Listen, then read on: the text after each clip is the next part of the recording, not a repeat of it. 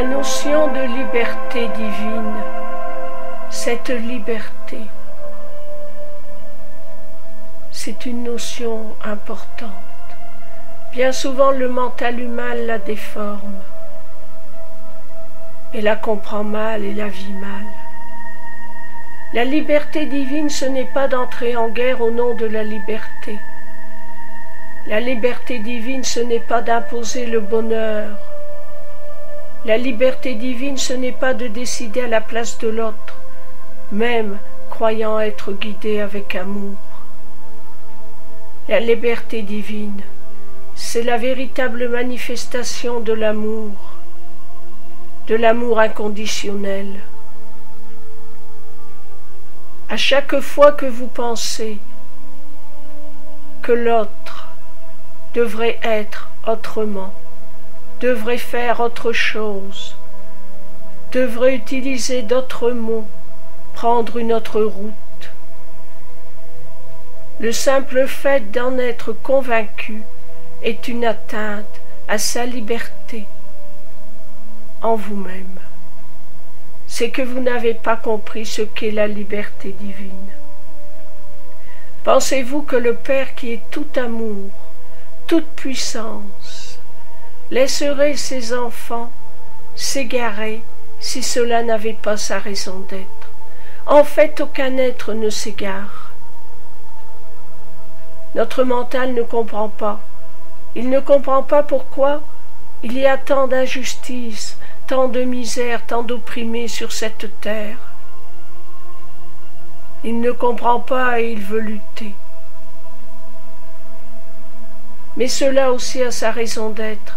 N'oubliez pas que notre âme est immortelle, qu'elle choisit librement cette expérience et que cela lui appartient. De quel droit voudrions-nous imposer quoi que ce soit à l'autre?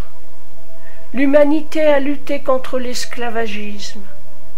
Bravo à l'humanité. L'esclavagisme n'est pas une bien belle chose du point de vue du mental. C'est une absence d'amour. Ceux qui ont vécu cette expérience en tant qu'esclavagistes ou esclaves avaient leurs propres raisons. Ne jugeons pas. Ne nous apitoyons pas. En s'apitoyant, on oublie d'aimer l'autre comme un être divin. On lui retire sa toute-puissance. On le juge comme un être misérable, pauvre, sans défense. N'oubliez jamais que chaque âme est divine, à l'image du Père.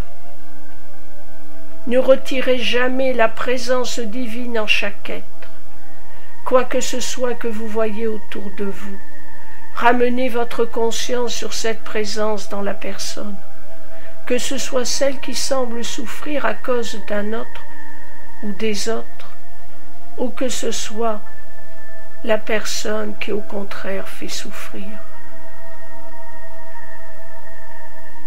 La vie nous offre bien des expériences afin d'ouvrir notre conscience à ce qu'est la liberté divine.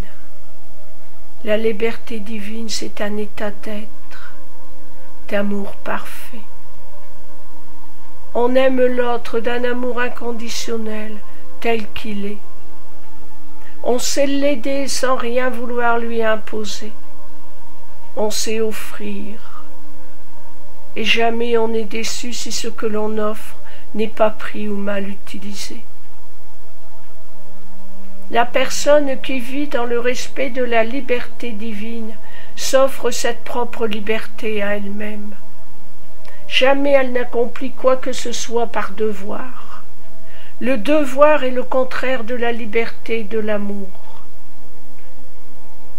La personne qui est dans la conscience de la liberté divine accomplit ce qu'elle a à accomplir dans la conscience de l'amour, sans se dire « je dois le faire », mais elle est dans le bonheur de l'acte qu'elle fait. La liberté divine, c'est l'expression de l'amour le plus pur. Dans l'absolu, les personnes sont d'accord pour la liberté. Mais si on examine comment nous réagissons dans la vie de chaque jour face à cette liberté, bien souvent nous allons nous rendre compte que nous n'avons pas la moindre idée de ce qu'est la liberté divine.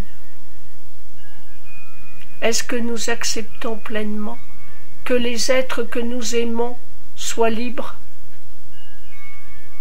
Est-ce qu'on les laisse librement accomplir leur chemin de vie sans être persuadés de ce qui serait bon pour eux à leur place? Est-ce qu'on sait donner la main à un ami afin de l'aider à aller là où il veut aller et non pas là où on désire qu'il aille? Celui qui sait aimer respecte la liberté de l'autre, car l'amour est liberté. L'amour n'est pas entrave. La liberté divine et l'amour inconditionnel ne font qu'un. Méditons quelques instants sur cette vérité. La liberté divine et l'amour inconditionnel ne font qu'un. Si je désire ouvrir mon esprit à de plus en plus d'amour, je vais ouvrir mon esprit à de plus en plus de liberté. Avec l'aide de mon être intérieur, je ne cherche plus à changer le monde. Je ne cherche plus à changer qui que ce soit. J'aime chaque être et je me relie à la présence divine en chaque personne que je rencontre. Et si parfois je ne suis pas dans cette pensée et que je me surprends à juger de quelque façon que ce soit, bien vite, je me remets sur la bonne longueur d'onde. Ô mon être intérieur, que par toi je puisse aimer de mieux en mieux et de plus en plus divinement. Que par toi je sois un instrument de plus en plus parfait de l'amour divin. Que par toi je sois un instrument de plus en plus parfait de la liberté divine. Que cela soit pour la plus grande gloire du Père et pour le plus grand bonheur de ses enfants.